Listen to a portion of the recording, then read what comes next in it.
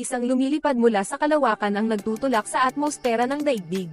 Pero ngayon, nang hindi pinupulot, sa pamamagitan ng computer scan ng ating gobyerno, bumagsak ang bagay na ito sa desyerto ng Las Vegas. Sa isang lugar sa mga ito, black coat eyewear at mga lalaki ay lumabas upang kunin ito.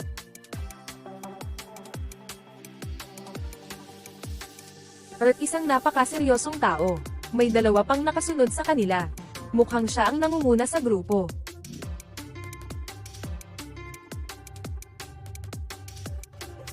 Isang lalaking nagngangalang Jack Bruno ang nagmamaneho ng taxi. Naghihintay siya sa abalang trapiko sa Las Vegas. Kapag dalawa sa amusing guys, manamit na parang stormtroopers, pumunta sa backseat, at wala siya sa mood para sa mga kalokohang biro nila. Nasa disyerto si Burke at ang kanyang mga empleyado ng gobyerno. Natagpuan nila ang crash site at ang spaceship. Pero walang alien. Bagaman masasabi ng pinuno ng grupo na sila ay NASA. Mag-isa ang aming parehong taxi driver ay sumasakay ng isa pang perya. Sa pagkakataong ito ay isang magandang babae pangalan Dr. Alex Friedman, na hindi pa nakapunta sa Vegas. Siya ay nabighani sa lahat ng mga site. Ibinaba niya siya sa Planeta Hollywood, or the Nut Job Convention kung tawagin niya, kung saan siya binigyan ng lecture sa posibilidad ng buhay sa ibang mga planeta. Hindi siya mukhang impressed, and she welcomes him to stop by at makinig. At palagi niyang pinahahalagahan ang mga nag-aalinlangan. Umuwi si Jack Heads pagkatapos ng mahabang trabaho sa gabi. Malamang nakatira siya sa isang rundown na hotel. Nawala kahit isang gumaganang pool. Napuno siya ng mga overdue na bayarin. At late tax notice mula sa IRS. Para alisin ang frustration na ito, kumakatok siya sa isang suntok. Bag saglit, hanggang sa sinigawan siya ng kanyang kapitbahay sa dingding. Iniuulat ng lungsod ang pag-crash ng alien spaceship bilang isang chlorine spill, para ilayo ang mga tao. Isinara nila ang kalsada para ihiwalay ang lugar, habang patuloy silang naghahanap ng mga pahiwatig at katibayan kung saan maaaring pumunta ang mga dayuhan. Mula sa data na nakalap sa lugar ng pag-crash, naniniwala sila na sila ay nakikitungo sa dalawang humanoid na anyo ng buhay. Posibleng isang lalaki at isang babae. Samantala, gusto lang ni Jack na magpatuloy sa kanyang trabaho. Pero hinarang din siya ng dalawang malaki, mapilit na mga lalaki na nagtatrabaho para sa ilang lalaking nagngangalang Mr. Wolf. At mula sa tunog nito, siya ay isang mas matandang employer na nagpadala ng mga ito sa The Pressure Jack sa paggawa ng ibang trabaho na inaangkin niya. Sinabi na niya kay Mr. Wolf, hindi na siya magtatrabaho para sa kanya. Matapos subukang takutin si Jack, sinisigurado niyang ipakita sa kanila eksakto kung anong uri ng mga kasanayan ang mayroon siya. At medyo kumatok sa magkabilang paligid. Umalis sila, igo at mukha bagbog. But now without saying malapit na nila siyang makita. Habang tuluyang nag-drive si Jack, tumingin siya sa rearview mirror niya, upang makita ang dalawang blonde na binatilyo. Upang ipakilala ang kanilang sarili bilang nakatitig sa kanya sina Seth at Sarah mula sa backseat. Tiyak na may kakaiba sa kanila, at ang paraan ng kanilang pag-uusap. Ngunit kung hindi man ay mukhang normal. Halatang medyo nabigla si Jack. Bayhaw nakapasok sila sa kotse niya. Saan ka nang galing buddy sumabay sa isang meeting? Isang sakay kapag ipinakita nila sa kanya kung magkano ang pera nila. Sinusubaybayan pa rin ng gobyerno ang magkapatid na dayuhan. Sa kanilang mga yapak, sa isang rest stop, kung saan may nabasag na sasakyan. At ilang damit ang ninakaw. Sa pamamagitan ng isang serye ng mga camera at satellite na imahe. Natunton nila ang mga bata sa isang bus papunta sa Vegas. Hanggang sa makasakay sila sa taxi ni Jack, nang ma-distract siya ni Mr. Wolfscombs. Hindi ito nagtatagal para sa kanila, para malaman kung saan patungo si Jack, at upang sumali sa ituloy ang mga kabataan. News agad na sinusundan sila, ngunit Jack at buto pagdating. Hanggang sa nagtangkang gumawa ng Merc ang tatlong itim na sasakyan. Fighting him off habang nagbobak sila ng 1 minutong high speed. Hindi ordinaryong tao si Jack Bruno, at alinman sa mga bata sa backseat. Nagpa siya ang set na oras na para makialam. At diretsong nawala ang katawan niya. Nakatayo sa gitna ng kalsada, kasama ang isa sa mga itim na sasakyan na patungo sa tamang anyo.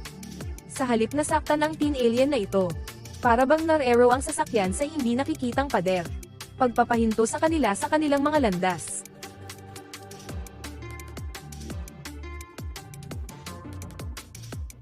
Nandito si Sarah. Ginagamit ang kanyang alien telekinesis and throws that taxi in reverse para sunduin ang kapatid niya. Mga jacket sa labas ng sasakyan. Iniisip na ang buong bagay na ito ay ang kanyang dating amo na si Mr. Ginagawa ng lobo. Pananakot niya kay Birkin sa kanyang mga katulong. Tiyak na nakakita ako ng mas magagandang araw sa puntong ito. Sinabi niya sa kanila na sinabi niya sa lobo na hindi siya interesado. And Burke simpleng sabi na Jack ay nasa ibabaw ng kanyang ulo. Iniwan siya ni Jack at ng kanyang teenage fares sa kalsada.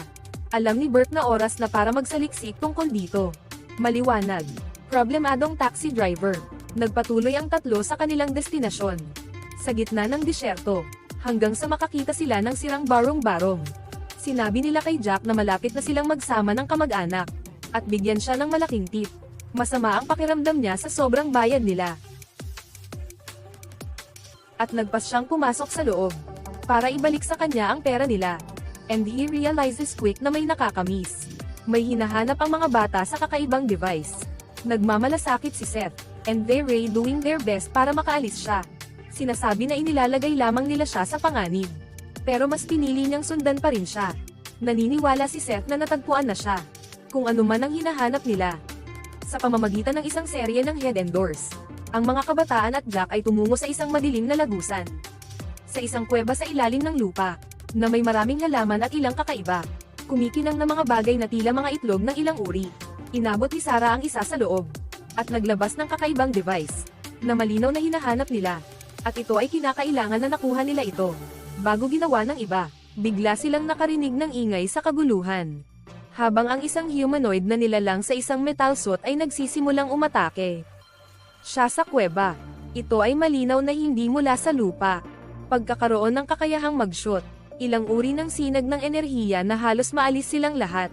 Iniligtas ni Jack ang mga bata at nakatakas sila. Habang halos mahuli siya ng lalaking iyon sa device. Hindi ka talaga ligtas. Habang ang alien na iyon ay patuloy na naghahanap ng form sa isang barko. Balat sa lupa sa ibaba. Sabi ni Sarah at Seth kay Jack na Siphon ang tawag sa lalaking ito.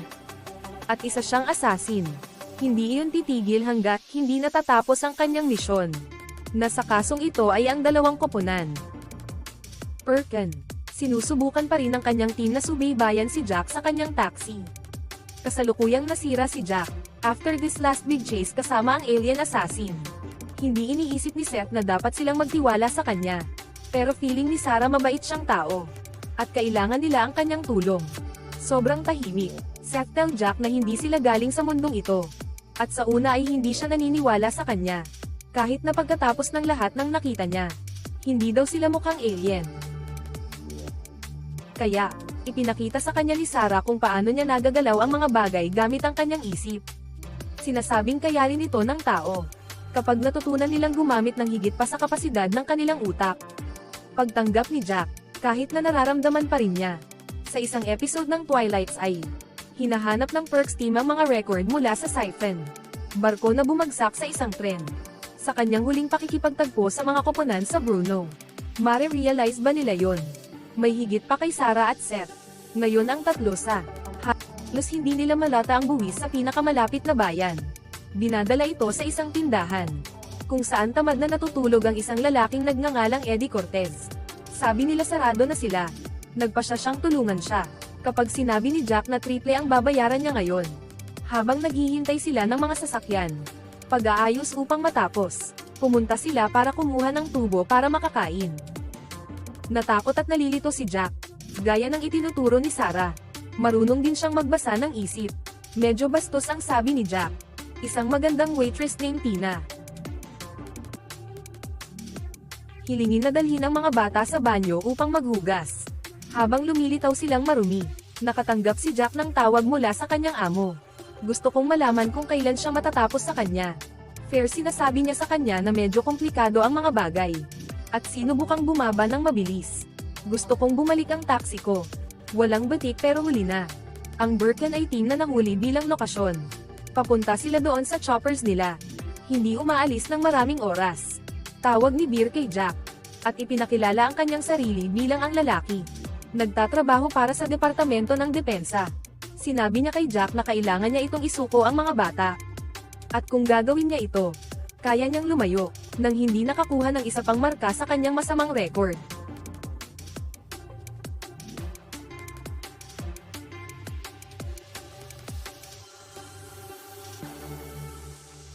Binaba ni Jack ang tawag, at halos sumama sa Birch.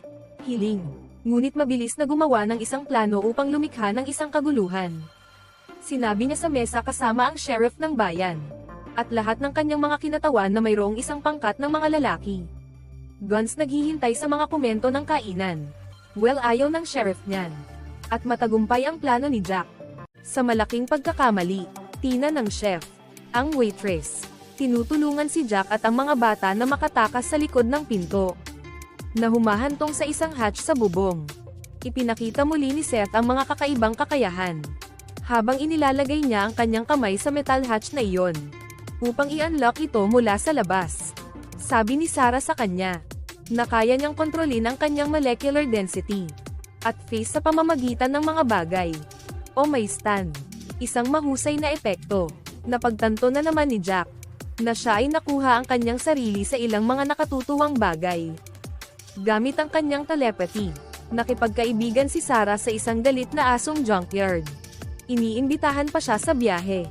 Sinong Jack ang hindi natutuwa? Nagdududa pa rin si Seth kay Jack. Sinasabi na, hindi siya naniniwala na tutulungan siya ng mga tao. Kayang tanggihan ni Sarah ang mga alaala, at tingnan ang kanyang maikling pakikipagtagpo sa doktor na si Alex Friedman, na maaaring ang tanging tao na talagang makakatulong sa kanya. Hanapin nila ang doktor, at ang parehong convention na ibinaba sa kanya ng jacket. She all frustrated pagkatapos ng grupo ng mga manunood. Sa kanyang pagsasalita, nais lamang pag-usapan ang tungkol sa pagsasabuatan. The oras at crop circles, sa halip na ang kanyang mas makatotohanang mga natuklasan. Nang lapitan siya ni Jack at ng mga bagets, hindi siya naniwala noong una. Pero parang Jack, hindi niya maitatanggi nang makita niya ang kaya nilang gawin. Ipinakita sa kanya ni Seth at Sarah ang higit pa sa kanyang kakayahan. Kapag naglabas sila ng holographic diorama ng kanilang kalawakan, at ipaliwanag kung bakit sila nandito. Nakikita mo, sila ay nagmula sa isang namamatay na planeta. Mga 3,000 light years mula Earth, silang dalawa ay gustong pigilan ang kanilang mga planeta. Militar mula sa pagsisikap na sakupin ang mga oras, sa pagtatangkang pahabain ang pagkakaroon ng mga species. Kanilang mga magulang, natuklasan na may naganap na eksperimento sa lupa.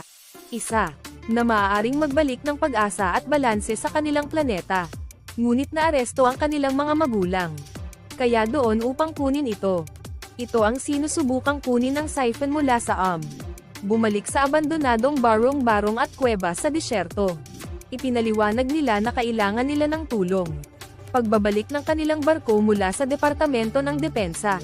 Seryosong kailangan nating hanapin. Pumayag ang doktor na tumulong. Ngunit nag-aatubili. Sabi niya kailangan niya ng tulong ng isang kasamahan. Pangalan ng Dr. Harlan. Medyo conspiracy weirdo si Harlan. Ngunit, ang ilan sa kanyang mga koneksyon ay maaaring makatulong sa kanilang layunin. Sinabi niya na ang mga bata ay maswerte. Hindi sila kinakain ng mga alien. Binibigyan niya siya ng schematics at aerial view ng building na hawak ng barko ni Seth at Sarah.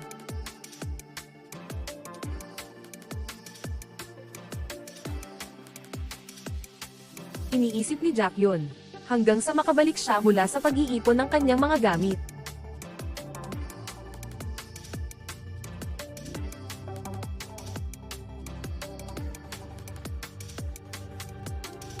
Bago pa mahanap ni Jack ang dalawang goons ng lobo kanina, sunggaban mo siya, namamahala upang makawala sa kanilang hawak, at tumatakbo sa kumbensyon, sa hotel. Kabilang sa karamihan ng mga kasuotan ay ang siphon. Nahanap ni Jack ang mga bata. Sinabi ni Sarah kay Jack na iniisip siya ng doktor, pero kailangang gumawa ng eksena si Sarah, at ihagis ang siphon sa dingding sa mga TV. At ito ang nagpapasaya sa kanya, kaya hindi niya babarilin ang karamihan ng mga sibilyan. Masyadong mapanganib ang lahat para sa libreng doktor. At hinahabol pa rin sila ng Berkelismo at pati na rin. At gusto siyang manatili sa likuran.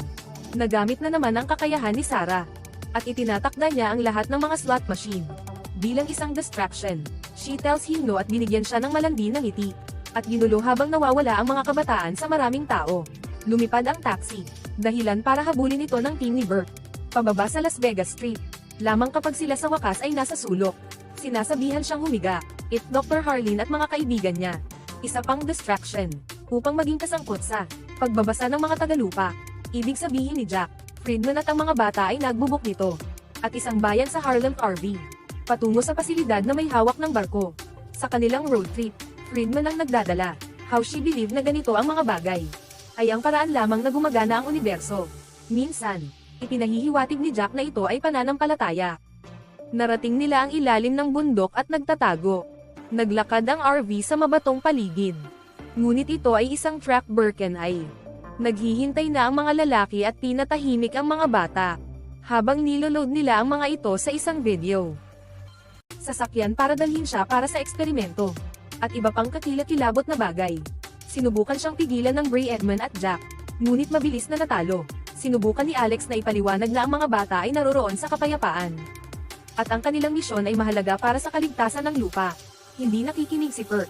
At sinabing nasa kustodiya sila bilang ari-arian sa amin. Mabait siya. Hindi para patayin o arestuhin silang dalawa.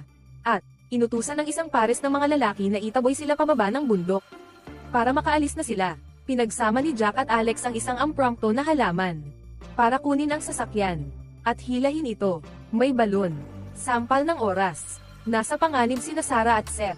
Bilang Burt ay naghanda sa kanila para sa ilang uri ng eksperimento. Ay lalaki Papa at Matheson. Parang nag-aalangan. At ayoko talagang pumatay ng mga alien subject.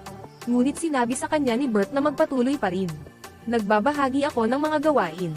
Si Alex at Jack ay umaakyat sa isang baras na humahantong. Sa loob ng pasilidad. Maganda at simple ang plano nila. Hanapin ang mga bata. Huwag mahuli. Makikita nila sina Sarah at Seth sa isang puting kwarto. Ligtas ngunit sedated pa rin. Nang malapit na silang kumilos. Isang pulang alertong sirena ang tumunog. At hinahanap ang mga bata. Habang papasok ang mga bantay. Ang mga empleyado ay ginulo ng siphon. Nagising sina Jack at Alex at tinakawalan ng mga bata.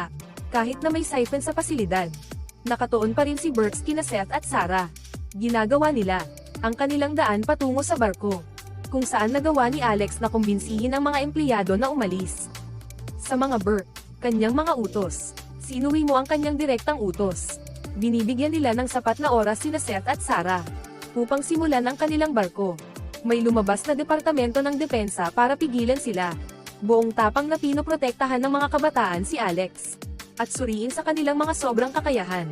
At tumakbo ang apat sa barko para tumakas.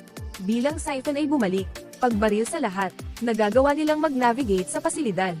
At halos hindi makatakas, ngunit hindi pa sila ligtas. Habang nakasakay na ang siphon, inaaway siya ni Jack habang ang iba ay nagpapalipad ng barko. At dumating si Seth para iligtas siya. Bilang Jack ay hindi tugma para sa pagbebenta sa assassin. Nagawa ng dalawa na talunin siya ng magkasama. Seth sa wakas, napagtanto na ang kanilang taxi driver ay isang taong mapagkakatiwalaan. Sina Sarah at Seth, alam na hindi nila maaaring isama ang kanilang mga kaibigang tao. Kaya ibinaba nila ang mga ito sa RV. Nagiiwan sa kanila ng isang aparato. Kaya't muli nilang mahahanap ang mga ito. Emosyonal na palong silang apat.